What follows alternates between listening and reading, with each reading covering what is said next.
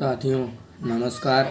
आप सभी को हमारे चैनल गॉड कबीर में स्वागत एवं अभिनंदन है। साथियों, चैनल पर नए हैं तो चैनल को लाइक, सब्सक्राइब तथा अपने दोस्तों के साथ शेयर कर लीजिए, क्योंकि आज का वीडियो बहुत ही ज़बरदस्त, ज्ञानवर्धक और जानकारी देने वाली वीडियो है। शायद ये जानकारी आज तक आपके धर्म गुरु, आपके पवित्र धर्म ग्रंथ जिन्हें आप स्वयं पढ़े या आपके गुरुओं के द्वारा बताए गए स्वयं से पढ़े, लेकिन आज तक आप इस सवाल का निष्कर्ष नहीं निकाल पाए। तो साथियों, सवाल है हमारा कि परमात्मा निर्गुण निराकार चेतन है या परमात्मा साकार मनुष्य सदृश राजा के समान है, जिसने 6 दिन में सृष्टि रची और 7वें दिन तख्त पर जा विराजा, जिसे वेद में धूलोक कहते हैं। जैसे आप ऋग्वेद में पढ़ेंगे, ऋग्वेद मंडल नंबर 9 सूक्त 82 के मंत्र 26-27 में स्पष्ट लिखा है, और परमात्मा मनुष्य सदृश राजा के समान है। जिस प्रकार आकाशीय बिजली कांच के धातु पर गिरती है, ठीक उसी प्रकार परमात्मा उन संतों को मिलते हैं जिनके जीवन का एकमात्र उद्देश्य मोक्ष होता है।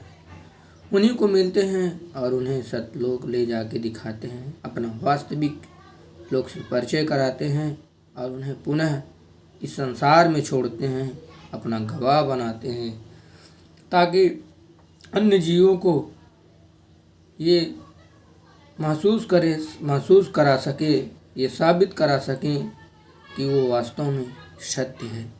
साथियों, उन महापुरुषों में आदरणीय गरीबदास जी, आदरणीय नानक देव जी, आदरणीय घीसादास जी, मलुकदास जी, मीराबाई, संत रविदास जैसे महापुरुष हुए, जिन्होंने उस परमात्मा को अपनी आँखों से देखा और यहाँ आके उन्हें भक्ति की। शायद आप सब उन महापुरुषों से परिचित होंगे। उन महापुरुषों ने जरूर, हाँ, हालांकि उन्होंने स्टार्टिंग में जरूर ब्रह्मा विष्णु महेश 3 देवों की भक्ति की, लेकिन बाद में जब उन्हें धीरे धीरे ज्ञान हुआ, इसलिए उन्होंने इनकी भक्ति छोड़ दी। कबीर साहब की एक दोहा है साथियों, 3 देव के करती भक्ति, उनकी कभी न होए मुक्ति। साथियों, ब्रह्मा विष्णु महेश की भक्ति करने वालों का कभी भी मोक्ष नहीं हो सकता। हाँ, आप उनकी भक्ति करते हैं तो उनके लोक में जाएंगे, उनके द्वारा आपको उनके लोक में वो सुख सुविधाएं दी जाएंगी जितना आपका पुण्य होगा। लेकिन जैसे ही आपका पुण्य क्षीण होगा, आपको तुरंत इस मृत्यु लोक में भेज दिया जाएगा, क्योंकि इस संसार का यही नियम है। इसलिए गीता में भी भगवान श्री कृष्ण अर्जुन से कहा कि हे अर्जुन, गीता अध्याय 8 के श्लोक 16 में कहा है कि ब्रह्मलोक तक पहुंचा हुआ भी साधक पुनरावृत्ति में होता है। गीता अध्याय 5 के 7 या 8 में भी लिखा है कि हे अर्जुन, तेरे मेरे कई जन्म मरण हो चुका है, तू नहीं जानता, मैं जानता हूँ। साथियों, इस बात से ये स्पष्ट हो गया, बहुत सारे धर्म ग्रंथों में बहुत जगह इसका प्रमाण है कि ब्रह्मा विष्णु महेश की जन्म और मृत्यु होती है। श्रीमद् भागवत देवी महापुराण 3 स्कंद पृष्ठ नंबर 123 पे स्पष्ट लिखा है, ब्रह्मा विष्णु महेश स्वयं स्वीकार कर रहे हैं, हे जगदम्बा, हे जगजननी, आप ही नित्य हो, आप ही हो जगत माता हो। हम तीनों सतगुण विष्णु, रजगुण ब्रह्मा, रजगुण शिव और तमगुण सदगुण विष्णु, तमगुण शिव जी और रजगुण ब्रह्मा जी, हमारा तो जन्म और मरण होता है। हम नित्य नहीं हैं।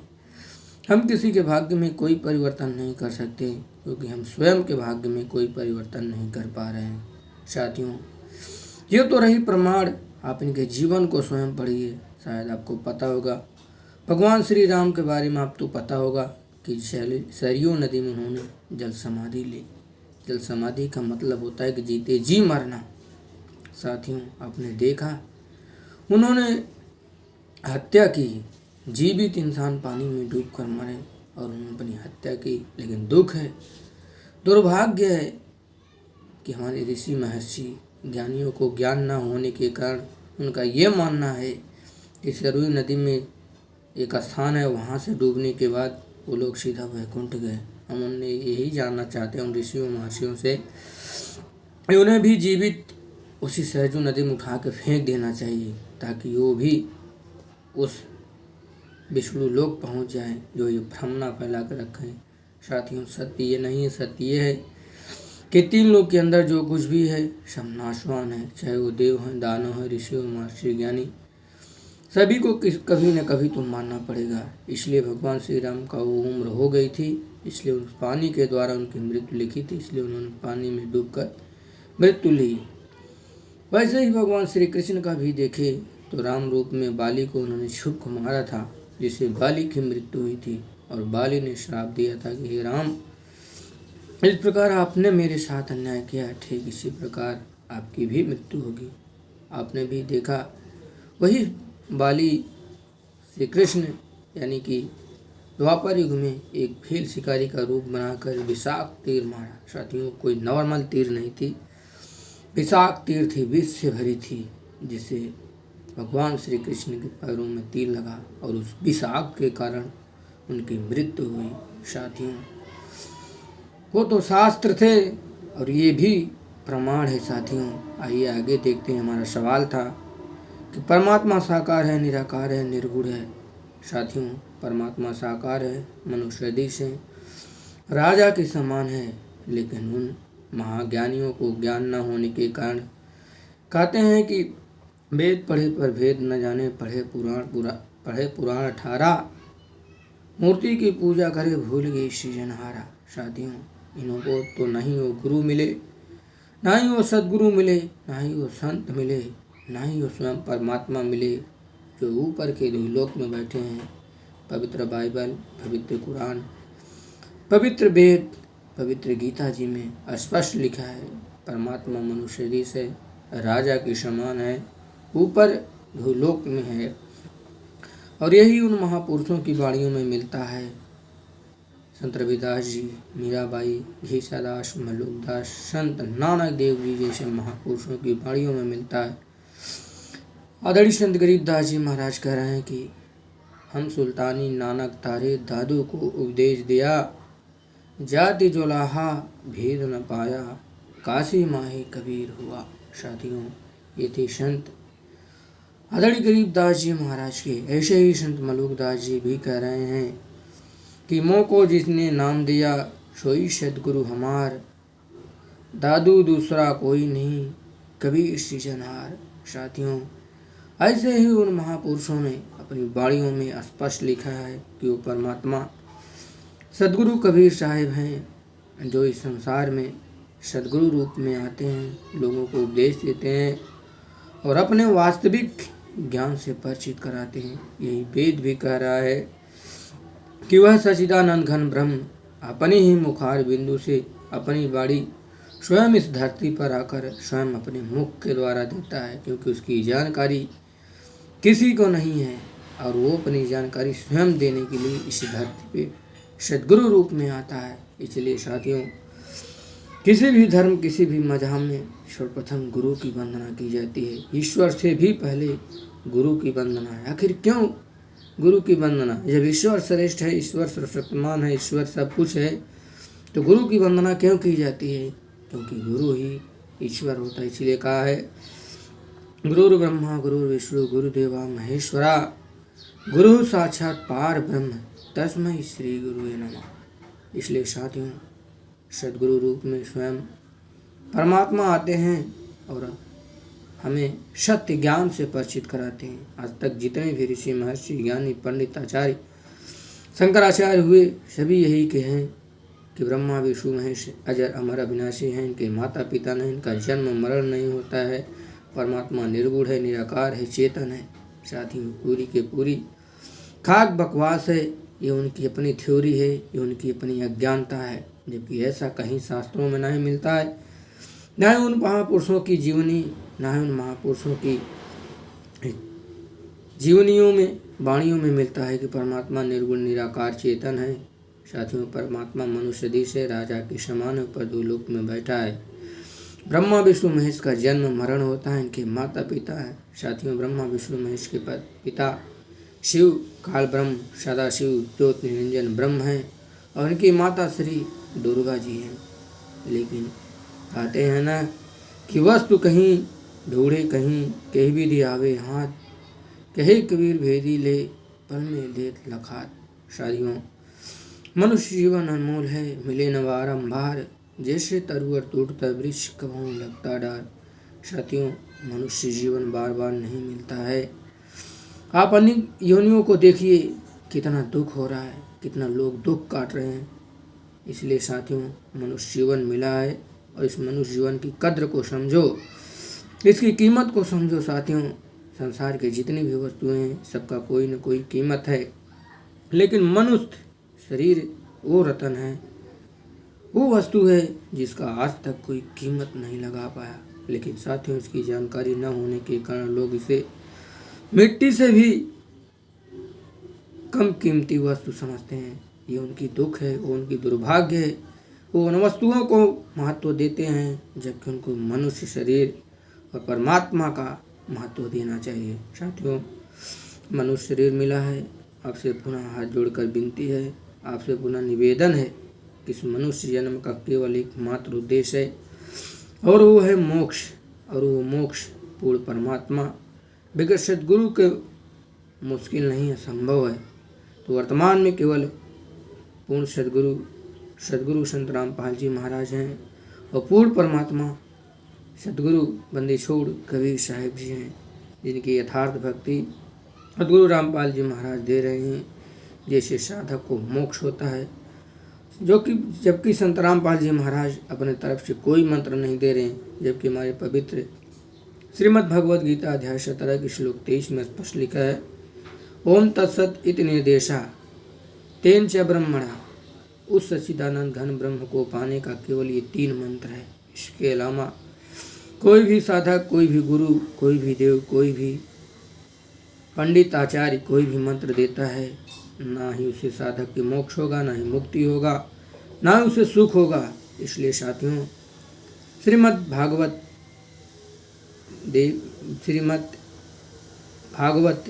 गीता जी को स्पष्ट माने और गीता जी ही परमात्मा का संविधान है।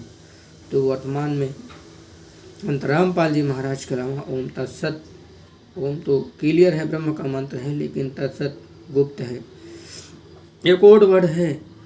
ये तत्सत जपना नहीं साथियों, ये कोड वर्ड है जिसको तत्वदर्शी संत बताता है। यही बात भगवान श्री कृष्ण भी अर्जुन से कहा है गीता अध्याय 18 के 66 में, है अर्जुन, मैंने तुझे गुप्त से गुप्त ज्ञान दे चुका है, फिर भी अगर तुम परम शाश्वत सनातन धाम जाना चाहता है, जहाँ जाने के बाद साधक कभी संसार में लौटकर नहीं आता, तो तू तत्वदर्शी संत की खोज कर और उसके शरण में चला जा। वही तुझे वो ज्ञान मार्ग बताएगा, वही तुझे ज्ञान उपदेश देकर उस परमात्मा की भक्ति कराएगा जिससे तेरा मोक्ष हो जाएगा। साथियों, गीता अध्याय 15 के श्लोक 1-2 में भी स्पष्ट कर दिया कि उल्टा लटका हुआ संसार रूपी वृक्ष के विभागों का जो वर्णन कर दे, सहवेद वेद व वेद को जानने वाला अर्थात वही परम तत्वदर्शी संत है। आदियों आज तक जितने भी गुरु, महागुरु, ज्ञानी, पंडित, आचार्य, शंकराचार्य जितने भी हुए, आप सबसे जीवनी पढ़िए, सबकी वीडियो देखिए, सब लोगों से जाके मिलिए। इस धरती पर आज तक ऐसा कोई संत नहीं हुआ जो इस उल्टा लटका हुए संसार रूपी वृक्ष के विभागों का वर्णन कर दे, और ना ही कोई वर्तमान में भी है। साथियों, आप स्वयं चेक कर लीजिए कि इस उल्टा रूपी संसार के वृक्ष का किसी को ज्ञान ही नहीं है तो उसके विभागों का वर्णन क्या करेंगे। साथियों, आप पवित्र शास्त्रों को पढ़िए और संत रामपाल जी महाराज के उन शिष्यों का इंटरव्यू देखिए जिन्होंने संत रामपाल जी महाराज से नाम दीक्षा ली।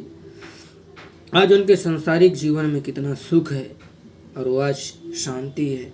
न किसी प्रकार के नशा करते हैं, न किसी प्रकार के झूठ बोलते हैं, न किसी से रिश्वत लेते हैं, न किसी के साथ गलत धोखाधड़ी करते हैं। आखिर क्यों नहीं करते? क्योंकि परमात्मा का संविधान है कि ये जगत, ये इंसान तुम्हारे ही अपने भाई हैं। अपनों से क्या धोखा, अपनों से क्या झड़ी, साथियों, आज आप स्वयं देखिए, नशे के लत से कितनी माता बहनें और उनकी पुत्रों की क्या हालत हैं। जिस घर में मालिक ही नशा करता हो, उन स्त्रियों को, उन बच्चों की क्या हालात है। आज दहेज जैसे दाना रूपी देखिए, इतना कुछ देने के बाद लड़की पक्ष वाले सब कुछ देने के तैयार हैं, सब कुछ दे देते हैं, कर्ज लेकर भी दे देते हैं। लेकिन आज देखिए दहेज के कारण कितनी बहनें बेटियों का क्या हाल हो रहा है। साथियों, आप स्वयं आप देखिए, आए दिन किसी न किसी मंदिर में क्या हो रहा है। कहीं बच्चियों का रेप हो रहा है। क्या आखिर है? आखिर ऐसा क्यों हो रहा है? मंदिर तो भगवान का स्थान है, आखिर वहाँ ऐसा क्यों हो रहा है? ऐसा घोर अपराध क्यों किया जा रहा है? कहीं न कहीं रोज आप देखिए किसी मंदिर में, किसी मस्जिद में कहीं न कहीं रेप हो रहा है। आखिर क्यों हो रहा है? वो भी छोटी छोटी बच्चियों के साथ। क्योंकि साथियों, ये जितने भी भक्ति हैं शास्त्र विरुद्ध हैं, इनका करने से कोई लाभ नहीं होगा। और नहीं लाभ होगा क्योंकि ईश्वर कोई जानवर नहीं है जिसको मंदिर में बांध कर रखा गया। साथियों, मंदिर इसलिए बनाया गया ताकि आप मंदिर को देखकर आपको यह याद आए कि मंदिर में जो बैठा हुआ मूर्ति है वो किसी ईश्वर का है। इसके द्वारा आपको दिए गए ज्ञान, उसके द्वारा बताए गए नियम आपको पता चल सके। जैसे आप देखते हैं कि कहीं चौराहे पर किसी महापुरुष की फ़ोटो रहती है, तो उस महापुरुष की फ़ोटो से हमें ये याद आना चाहिए कि इस देश के लिए उन्होंने कितना आत्म बलिदान किया। ऐसे ही मंदिर में रखी हुई मूर्तियों को देखकर आपको यह एहसास होना चाहिए कि इन्होंने अपने जीवन में कैसे व्यतीत किया और हमें कैसे सत्मार्ग दी, न कि उनकी फ़ोटो मूर्ति की पूजा करना। मूर्ति बनाना गलत नहीं है साथियों, मूर्ति की पूजा करना गलत है। मूर्ति केवल एक याददाश्त है, मूर्ति एक स्मरण है। कुछ मूर्ति को देखकर हमें स्मरण आ जाता है। जैसे भगवान श्री राम की मूर्ति देखते हैं तो हमें यह स्मरण आ जाता है कि प्रातःकाल उठ रघुनाथा, मात पिता गुरु न होय माथा। भगवान श्री राम प्रातःकाल उठ के सर्वप्रथम गुरु की वंदना करते थे, गुरु के चरणों में लौट कर प्रणाम करते थे। ऐसे ही हमें भी गुरु के चरणों में लौट कर प्रणाम करना चाहिए। सर्वप्रथम गुरु की वंदना करना चाहिए। गुरु ही हमें अंधकार से प्रकाश की तरफ ले जाता है। साथियों, वीडियो अच्छी लगी हो लाइक कीजिए, शेयर कीजिए, सब्सक्राइब कीजिए। हाँ, वीडियो में किसी प्रकार का अपशब्द हो या किसी को ठोस लगा हो तो दास हाथ जोड़कर क्षमा चाहेगा। लेकिन साथियों, आप लोग सत्य से रूबरू हो, मनुष्य जीवन को ऐसे ही ना गंवाए।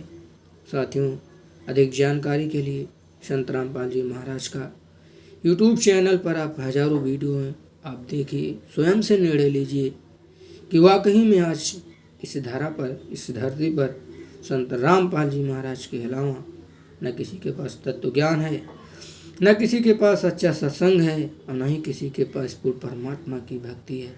लोग अपने मनमानी ढंग से करें, केवल आपको शास्त्रों का हवाला देते हैं, जबकि उन्हें शास्त्रों का स्वयं का ना ही तो ज्ञान है और ना ही स्वयं शास्त्रों को उन्होंने पढ़ा।